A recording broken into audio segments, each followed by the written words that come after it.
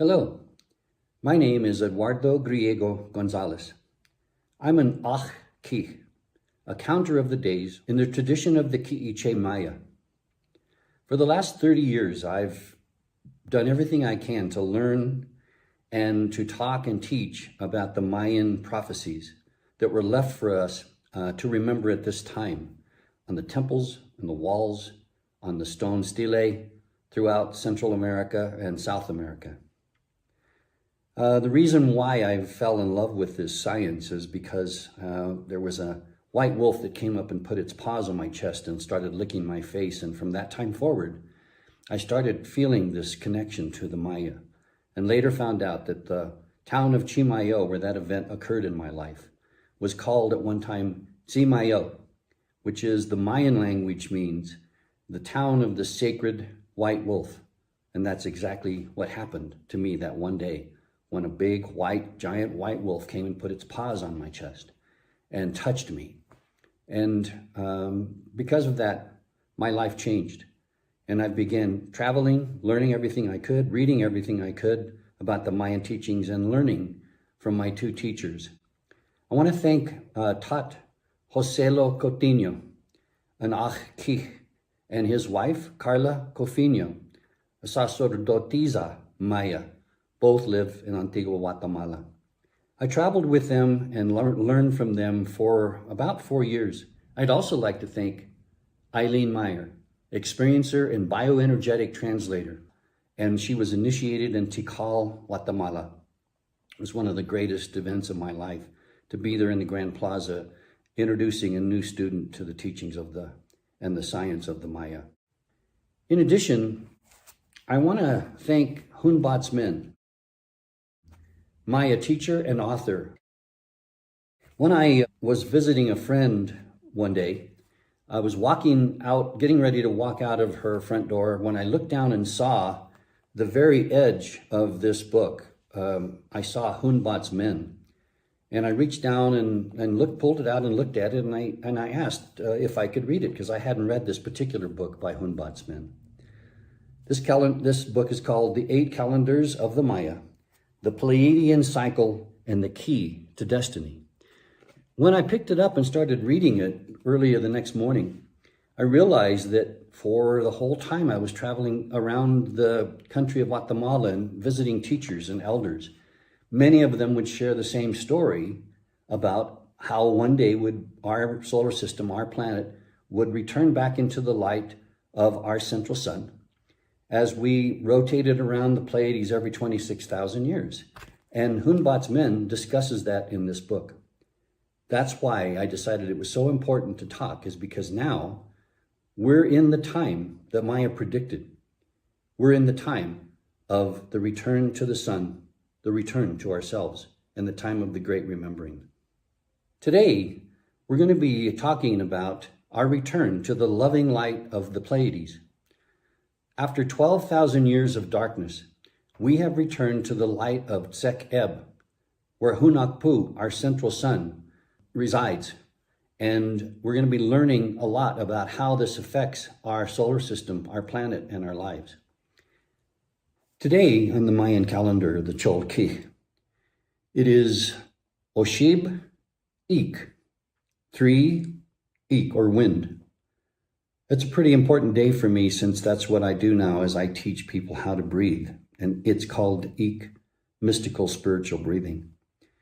I'll get into that more possibly on my next talk, but in this case, what we're here to do is talk about what this man is saying is happening to us all right now on planet Earth. He mentions that the Pleiades are composed of 7 principal stars or suns. The Maya deduced that each of these suns deposited its energetic power in us when we human beings were formed, meaning that we in fact possess the power of these suns. We each have these 7 powers of our solar family within our own individual bodies.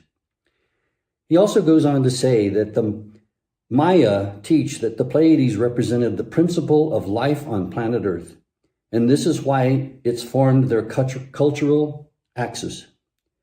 Mayan religion and mathematics were intimately connected with the 7 stars and suns of the Pleiades.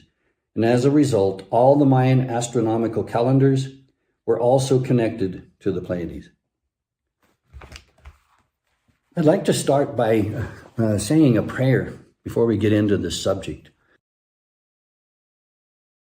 Corazón del cielo, corazón de la tierra, corazón de aire, corazón de agua, y mi corazón. Maltiosh, Maltiosh. It's a prayer that asks for the heart of the cosmos, the heart of earth, the heart of air, and the heart of water to come together with our hearts. And I want to also add that we are thanking the Creator of the sun and also asking for our heart to be connected to our source creator and to the cosmos and to the earth. We're now living in the time of transformation, a time when everything will be changing. Today's Cholki date, as I said before, is 3 or Oshib Ik, and we're in the Tresena of Akpu, our sun. So let's learn more about our sun and our planet. As Hunbatz men wrote in his 8 calendars of the Maya, he talked about the Pleiadian cycle and the key to destiny. He discussed that it takes 26,000 years to make one rotation around the Pleiades and our central sun, Hunappu, what people call now Alcyone. Our solar system and our planet has arrived at the Photon Belt of the Pleiades, as predicted by the long count, the time of transformation when everything is possible. For almost half of the time, or 12,000 years, our solar system has been moving through darkness before it enters back into the light of our central sun. Our planet has been in darkness with disease, floods, fires, earthquakes, all normal, I would think, for our planet. But then we've also added religious separation and war. Thousands of years of being programmed and conditioned to believe untruths, misinformation, and lies that have enslaved many of us through fear. Some may have even felt abandoned by their source creator. Well, we've never been abandoned. Source creator has always been with us, right inside of us, right inside of you, waiting for you to remember who you are and recall your divinity. Source creator, what the Maya call first father and first mother, has made you and me in their image. We are magnificent creations of light and form. You are a magnificent creation of light and form. We're also space travelers. The surface of planet Earth at the equator moves at a speed of roughly 1,000 miles per hour. The Earth moves around our sun in a circular orbit, traveling at 67,000 miles per hour. In addition, our solar system, Earth, and all the planets are traveling around the center of our galaxy at some 490,000 miles per hour. So everything is moving all the time. We are space travelers. We are light beings living in these space bodies. But now it's time for us to remember who we really are. After 12,000 years of traveling through dark space, now our solar system has returned to the loving light of our central sun, Hunappu, and the 7 sisters. The Maya called the Pleiades Tzek'eb, and they referred to it as the tail of Kukul, the serpent in the sky, or the feathered serpent. Our mother sun, Hunappu, is now called the central sun, or Alcyone, the center of the Pleiades. This is what the Maya zodiac looks like, or looked like for thousands of years for them, and still does to them. Notice how all the stars make up different animals to them. They call them the Nawals, the animal spirits, in the stars. And you can see that there's the jaguar, there's the monkey, there's the owl. Yes, and there it is, Khan. And if you'll notice in the top left corner, the seven sister sons of Tzek'eb, the Pleiades, are called the seven rattles in Khan, the serpent. Here's another example of how important the Pleiades was and is to the Maya. They created a temple, and this temple was called the Temple of Kukul, the feathered serpent. It was built in Chichen Itza, Mexico. It's a solar calendar. Why? Because it actually was built to resonate with the earth and the sun as everything is moving through space. Its 365 days are counted by taking the 4 staircases of 91 steps each.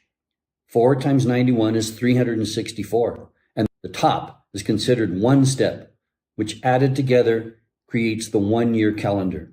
365 or solar days. And every year, twice a year, the sun is directly above this beautiful temple. During the spring and the fall equinox, it's directly above. And when it sets on that day, it leaves a shadow of a serpent moving either into the earth during the fall equinox or coming back out of the earth during the spring equinox, which we have coming up very soon here. What an example of creativity, of how the Maya appreciated their connection to the seven sisters, to our sun, Akpu, and Akpu's connection to the Pleiades. Notice that there are 7 pyramids of light that represent the movement of the serpent as it enters the earth or exits the earth in relation to the Pleiades. When one studies the Cholki or the Tzolk'in, you see that this glyph represents Akpu or Ajaw, our sun. Akpu, our sun, is the creator, the Lord, realization of solar body, material and spiritual certainty, the hunter, the blower of the blowgun, solar and lunar eclipse, and our companion.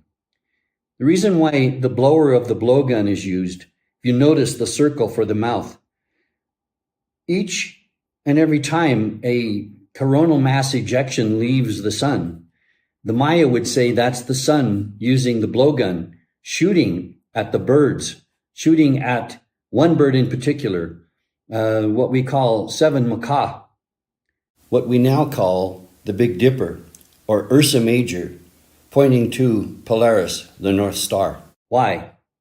Well, the story goes that Hunakpu shoots 7 Macaw from its perch, and 7 Macaw will fall from its perch during our time as we move into the next 2,000 years of being in light of Hunakpu. The Nawal, or animal spirit of Akpu, of our sun, is human beings with wings. Pretty interesting that human beings would be considered to be animal spirit or a spirit, meaning that obviously someday we'll be able to fly. Also, the body region on the human being that's connected to Akpu is our heart. And the element of that particular glyph is water and emotion. There's another example of a solar calendar. The Maya called it the Hab. Its 365 days is made up of 18 months with 20 days each, plus 1 month of 5 days. Why 5 days? The Maya call it the Wayeb, meaning that it's the days out of time. 5 days out of time. They considered it to be unlucky and recommended that during the Wayeb, it was really, really good idea to stay home and relax and spend time on the earth, spend time with your family, and to be at peace with the earth, with the sun, with the cosmos, with your heart. Every year, that Wayeb would take place on our Gregorian calendar. We would say that it's from July 21st through July 25th. And then on July 26th, It was the new year. Now, this time that we're living in is called the time of the great remembering. It is said by many of the elders of indigenous people, their ancestors came from the Pleiades, and they gave them much information about our cosmos, our planet, our solar system. And they taught that Akpu will return to the Pleiades Photon Belt in our future, when we would all awaken from the long sleep. They left us information on the stones. They told stories around their fire ceremonies, and all of their ceremonies, they would bring this up. Why? So that we would remember, so that we would keep connected to this story about how someday we would re-enter into this time we call the awakening, the remembering. In addition, these beings who came from the Pleiades gave us maize, corn, in the 4 colors in relation to human beings that would walk the earth at this time. It was also taught that the great Balams, the teachers that came from the Pleiades, would return at the time of remembering now. Many of you were told in the year 2011 and building up to the year 2012 that the Mayan calendar was going to end. Well, it was all lies. It wasn't true at all. In fact, I've never heard a Mayan elder say that the Mayan calendar was going to end. The calendar that we call the long count continues for millions of years into the future, because it's not counting down to a date that ends. It's talking about the rotation of everything as it's moving in the cosmos, in our galaxy, in our universe, and that everything is moving all the time. And that time that we call the long count, because of this monument here, many people took this information and thought that this was going to be the end of the world. Well, we know now it didn't happen. In fact, on the Monument 6 of Tortuguero, it says on this stone, the last few glyphs of the stone record the only known inscription of the end of the Maya long count calendar. According to the inscription on the Maya long count date 130000 and 4 Ajaw or 4 Akpu, 3 Kanking, corresponding to 21 December 2012, the 13 Baktun will have finished. At that time, when God, Bolon Okti, will descend to the house. This mysterious sentence from the last set of glyphs on the carving announces the coming of a new era in the history of the Maya. Not an end. In fact, it's a new beginning. The long count was overlaid upon the Gregorian calendar for this date of 2012. Unfortunately, this calendar was changed many times over the last 1,000 years. Before it was the Gregorian, it was the Julian calendar, and they made many corrections to make up for the time that wasn't correct. Fortunately, we still have a calendar that was never changed, the Ethiopian calendar, which records last year as 2012. Which may mean a discrepancy of 7 to 8 years in the Gregorian date. My gut instincts told me a long time ago that in the year 2012, it wasn't going to be the end of our planet. In fact, it was going to be the beginning of a new time. And here we are. When the 13th Baktun will have finished, at the time when Bolon Okti will descend to the house. What does that mean? Well, it's crucial to understand that Olon Bokti is the 9-step entity of period endings, and it may symbolize the 9 levels of evolution the universe undergoes on its climb to the highest state of consciousness. This mysterious sentence announces the coming of a new era in the time of Maya and all beings on earth. And it's said by many elders that they would awaken from the sleep when our great teachers would return. So let's talk about the Photon Belt, because this is really the subject that we want to get into. Well, what is a photon? A photon is light. It can be a wave or a particle, but it's light. It doesn't even have an electrical shock to it. It's simply light in its perfect form. As you can see on this diagram, what we have is numerous suns all rotating around the central sun, Hunbatz, generating a donut-shaped or toric-shaped power energy of perfect, pure, loving light, photons. From above, looking down on this Pleiades and the orbit of our solar system around the Pleiades, with Alcyone in the center. We add our solar system on the outskirts that's moving around every 26,000 years for one rotation.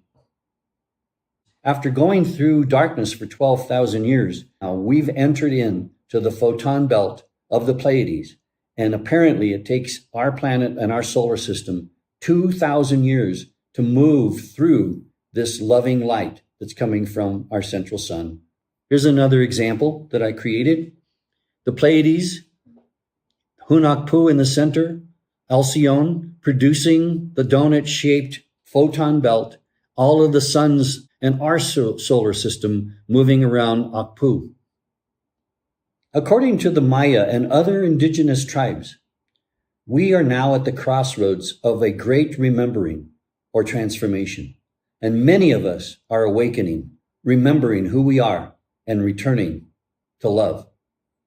According to my teacher and friend Eileen, human beings now stand at the crossroads of remembering and restoring who you are. You are reactivating your original design if you choose. She talks about how we're at the center of this crossroad. And I wear this Mayan cross around my neck daily. I have always been attracted to it and loved it, but I never quite understood exactly why the sun in the middle was so big. And if you look, there's also this understanding that the Mayan cross is designed in such a way that it carries perfect energy. Its shape is really the kind of energy form that does use electromagnetic energy and creates electromagnetic energy. Maybe we can get into that in the next talk we do. The Maya say we will awaken from the sleep of thousands of years and remember who we are. And as we awaken from the schooling and the conditioning, we will restore our original design, and our internal technology will begin working again and begin healing and balancing our body, mind, soul, and spirit. As we do this, we will restore our feeling nature. Through our feelings, our connection to Source Creator is healed.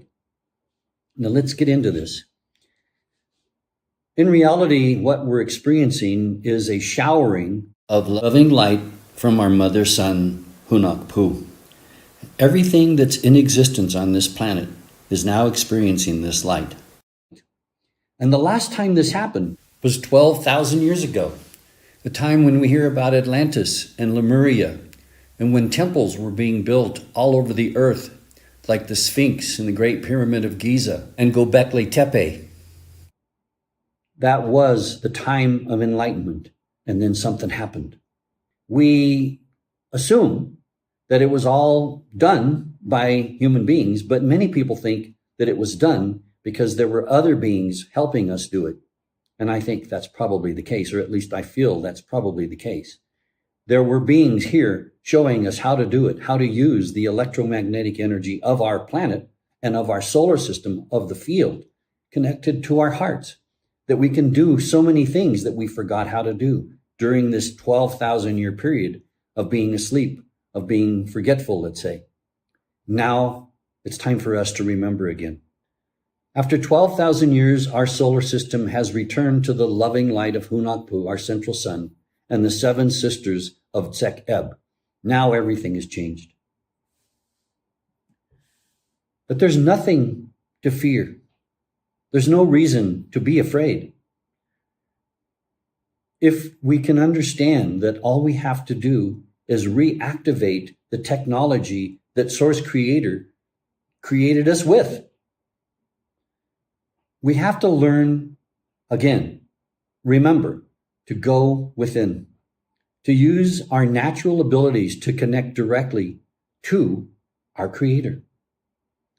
You are divinely loved, and you are real. Isn't that great to hear?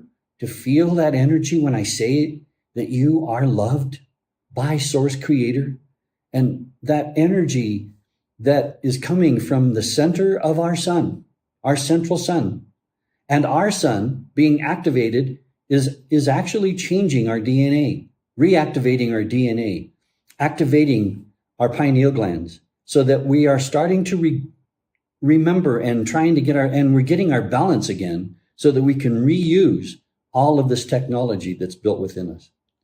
You are real, and nothing real can be threatened. Nothing unreal exists.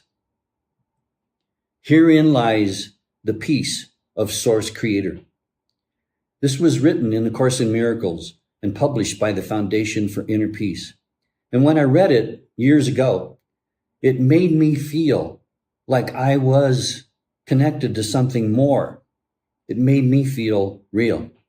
And that's what we are. But now we're at the crossroads of great remembering and transformation. And some of us are awakening and remembering who we are and returning to love. Only if you choose to do that. Each human will be drawn to what resonates for them at this timing. This is occurring now and will increase. They will either stay within the confines of the present system or remember and restore their original design and resonate with the divine. Remember who you are. Trust your heart. For you are light. You are light beings in these physical spacesuits in our bodies, and amazing bodies they are. Look at what they allow us to do on this planet Earth. As I said, we're traveling through space at 67,000 miles an hour with our sun. And the point is, it's irrelevant because we can't feel our bodies moving through space at that speed. Why? Because we are real. We've been created to be a part of all of the things that are happening on this amazing planet. Living in the light. The light is shining on truth now. Who are you and what do you want? That's the two questions that you really have to start asking yourself. Who am I and what do I want? Because when you answer that question, you decide what path you want to take into the future. Choose your path. This question, what is your relationship with love, is an extremely important question. You see, we've been conditioned to think that love is something different than what it really is. Love is pure, perfect energy. And it flows through everything all the time, from the center of our 7 universes. It comes from the center. Love is the force that moves us, the force that creates us, the force that allows everything to be moving, is all done because of love, with love, pure love. Love is all. One morning, this amazing monarch butterfly showed up on the flowers that were in my front yard. And he decided, or she decided, to demonstrate the power of the butterfly. Before they become what they are when they're this beautiful and able to fly, they actually go into the chrysalis and create a shell around them. And during that time that they're in the shell, you can only imagine what they must be thinking. There's more. There is more. I know there is. I'm going to have to go inside this chrysalis and start to rebuild who I really am, start to create, start to re-energize and use the power that's within me to become the true essence of what I am. Pure love, pure light, with the ability to fly. And after a few weeks of being in the chrysalis, the being that's inside of there starts to move around and stretch and open bits and pieces of the shell around them. And their wings start to develop and they become this amazing being. I use this as a metaphor for us humans to remember that we are so much more.